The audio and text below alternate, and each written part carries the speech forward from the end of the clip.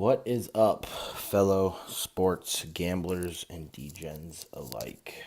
Um, I'm gonna not say quick video because I have a lot of things to cover in this, but I'm doing a video because basically my Facebook, Instagram, and text messages have been absolutely blowing up the past probably week or so now.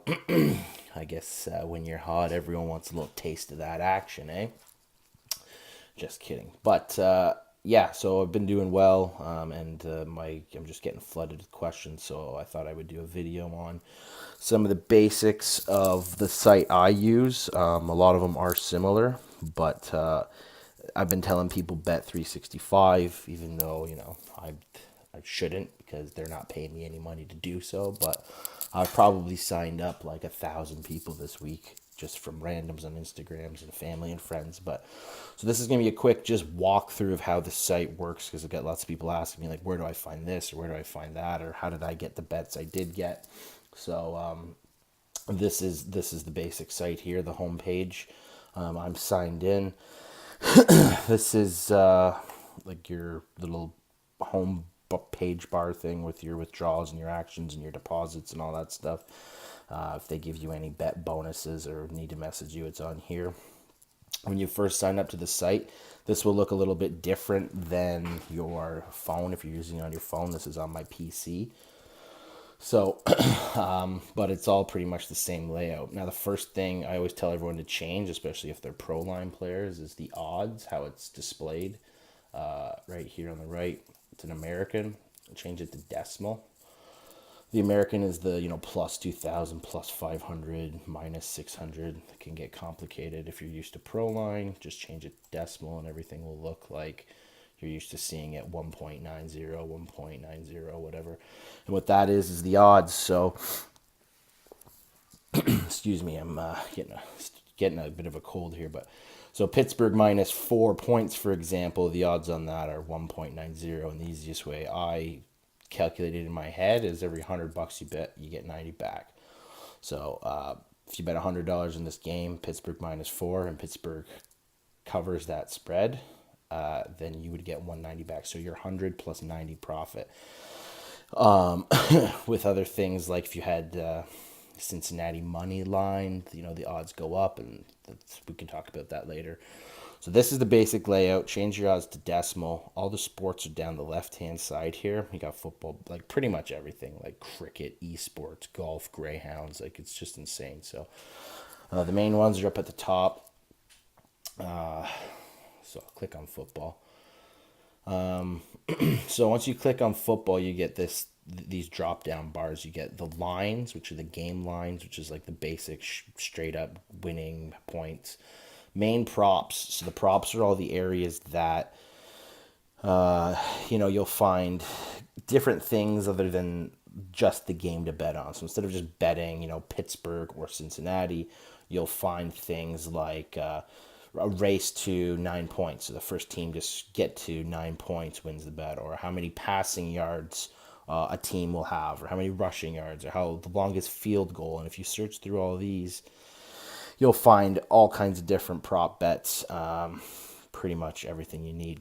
But just to keep it simple, game lines is where the main game lines are. The dates are at the top, so tonight's game, Thursday's game, Sunday's game. And then these are the numbers you're going to see. So spread is, so you got spread, total, and money line.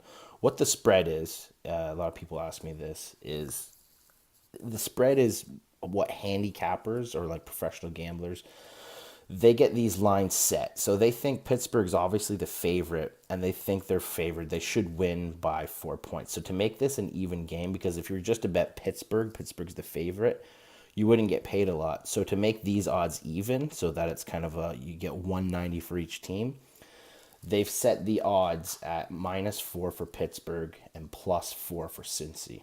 And what that means is basically when the game starts 0-0, if you have your money on Pittsburgh -4, you're down by 4 right off the bat. So as soon as the game starts 0-0, Cincy's winning 4-0. So you take away 4 from the end score, or you add 4 from the end score, depending on which team you have. So if you have Cincinnati +4, and Pittsburgh wins 23-20, they win by 3 points, you win the bet because you have Cincinnati +4. So if you add 4 to their end score of 23-20, they would have won the game 24-23. And that's how gambling sites make it so that they can get action on both sides. So basically what they're trying to do is they're trying to get all the losers' money to pay off the winners, and they take the VIG. And what the VIG is, it's kind of like the percentage the bookies make for taking the bet. So if you see here, it's 190 and 190. And what that means is if you bet $100 on this one, so Pittsburgh -4, and you bet $100 on Cincy +4, you've got $200 laid out in bets. And if you were to win, you're going to win one or the other. You you would get 190 back, meaning you didn't break even though you should have, because you had either one team or the other. That $10 that's gone, that's called the VIG, or the juice, and that's how these big sites make their money. Now, as sharp money or big money goes, so Vegas, there's some guy betting like millions or whatever on a game, these lines will change depending on how heavy the betting is on one side. So if everyone's loading up on Pittsburgh at -4, this line will start to change. It'll go from -4 to -5 or to -6 or to -7. And as that goes up, Cincy will get more points given to them, and that's to entice bettors to jump on the other side because the odds are changing. And then they're trying to keep the betting field balanced, and that's how it works. So that's what the spread is in a nutshell. Hopefully it's not too confusing. I'm kind of walking the line here of I don't want to be too confusing to new people, but I don't want to be too boring to, I know a lot of my buddies are, seasoned vets, and they'll probably watch this just because I put it up to make fun of me, like, oh yeah, but there's a lot of new gamblers, and I have people from older relatives of mine that are getting interested in this, and first time gamblers and pro line players. So anyways, I'm trying to keep it in the middle here. So if I'm talking too fast, you can, again, just send me messages and I'll try and answer questions. But you can, rewind and listen to it again or whatever. And, do your own research. You can Google the stuff. It's easy. But I know we're all lazy now. We just want the information spoon-fed to us. Money line, ML, as I'll call it. If I ever give a free pick and it says ML, it means money line. And what that is the game straight up. No spreads at all. So the winner is the winner, and that's it. Now, because Pittsburgh's such a favorite, to pick them straight up, you're not going to get good odds. So 1.47 means you bet $100. Your profit, if you won that bet, would be $47. So you're risking 100 to win 47, and a lot of people are like, ooh, I don't want to do that. And that's why spreads are there, to kind of make the payouts better, but even out the game. If you're like, oh, I got some information on Cincy tonight, I think they're going to blow it up. They're the underdog, and they pay 2.75. So a $100 bet would pay you back $275, so $175 profit, which is pretty good. And so that's what money line is, and you'll find that on hockey games and pretty much everything else you bet on. And then you can tell quickly by money lines what team is favored, how heavy they're favored, and so on. Okay, so let's go over to hockey for a second. It's down in the sidebar there. The game lines, it's pretty much the same thing, except it's not called spreads. It's called a puck line. And the puck line can be anywhere from, I've seen 2.5 goals to -2.5 goals. Sometimes it's 1, sometimes it's a half. So, and then again, you'll see the line, the odds beside it. So San Jose Sharks in this example in the top bar here. So you can get the Sharks over Washington plus 1.5, which means, again, add a goal and a half. And what they do is, why they do a 0.5 is to take the tie out of equation. So if this game were to finish Washington 3, Sharks 2, you would win that bet because your score would be 3.5 to 2, obviously. what else is going to say here? The total is the amount of goals in the game. So it'll give you a number total. And then O or U, over 5.5, under 5.5. That's pretty easy. Just take both teams' scores, add it up, whatever it is. If it's over 5.5, so 6 goals or more, that's the bet. Or under 5.5, so 5 goals or less. And then again, money line, that's all the same. Now, a lot of people will see me. I go to three-way. And what a three-way is, with this money line, if you took the Sharks money line, if they win in overtime, if they win in shootout, if they win in the game, whatever they do, if they win the game, you win that bet. I go to three-way because it gives me better odds. And what that does, it brings the tie into play, which essentially means that the team I pick would have to win in regulation. Because if it goes to a tie, I don't win these two bets because the tie is one of the options. So the game can end in three ways. It can win with the Sharks winning, it can win with Washington winning, or it can end in a tie, and that would make these two lose. But if you notice the odds, they go up to 260, whereas just regular money line is 195. So you can really get a ticket juiced up when you start taking these in regulation bets, and that's how you get value out of hockey picks, because it's hard to pick hockey. Hockey I do well at, but it's one of those sports that's really hard to pick because the shittiest team can beat a good team literally on any given night. So if I do a fake ticket here, on the side here it shows my ticket. So I have the Sharks three-way money line, and I'll show you there over Panthers, blah, blah, blah. How you bet it is you can bet each individual box, and that would be you betting on the single games.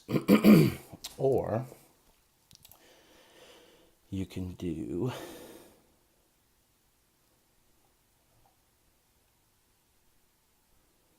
your parlay options here.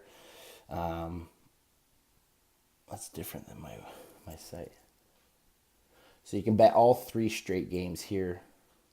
Okay, sorry. Had the wrong thing selected. I had a winner and a tie in the same ticket. So what I was trying to say was, you click these 3. If you want to bet them individually, you can, like one game at a time. But how to get bigger and better odds by taking obviously multiple teams on one ticket. So you need the whole ticket to win for a win. So if I take Boston, Islanders, and the Sharks three-way, meaning they all have to win in regulation, my odds are 16.22, so 16 to 1 essentially. You can also do it, bet each game. So the 4x means there's 4 bets, and the 1x means there's 1 bet. So a 3-pay parlay is 1 bet, meaning 1 bet, 1 sum of money for all 3 games to win. Or you can do a Trixie, which is 4 bets, and what that is 3 individual game bets plus 1 bet with all 3. So you can kind of, if you win 2 of 3 and you don't win your big parlay, you still either will win money, depending on the odds, by winning 2 out of 3, or you'll at least cut some of your losses in half. In football, they have, actually anything with a spread. You'll hear me say teasers a lot. And what a teaser is you add a set amount of points to multiple games. So if I go to college basketball here, and I like Michigan +2, Wisconsin +5, I can bet those again individually with the little risk button here. And once you punch in your risk, it'll show you what your return is beside it, 381.81 or whatever.